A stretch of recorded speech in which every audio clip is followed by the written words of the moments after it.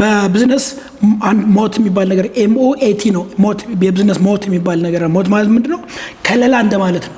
ከለላ ማለት መንግስት ከዚህ ውስጥ እንዳገቡ ምናምን ማለት አይደለም። እኔን ልዩ የሚያደርገኝና ከለላ የሚሆነኝ ምንድን ነገር ነው? ለምሳሌ ቅድም እንዳልኩሽ ሄቪ ኢንዱስትሪ የሲሚንቶ የብረት ፋብሪካ ሲሆን ምንድነው ከለላ ውስጥ ይሄ ካፒታል ኢንተንሲቭ መሆኑ ብዙ ካፒታል ማስፈልጉ በራሱ ከለላ ነው። ማንም ሰው ዘሎ አይገባበትም። ሁለተኛው ምን አይነት ከለላ አለ?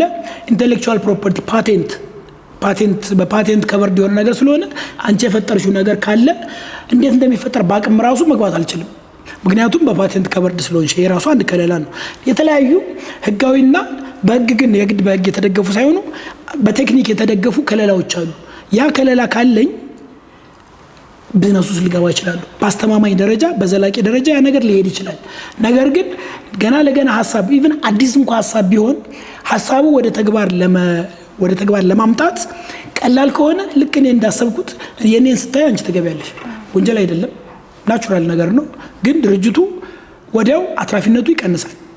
ይሄንን ነው መከላከል ያለብን።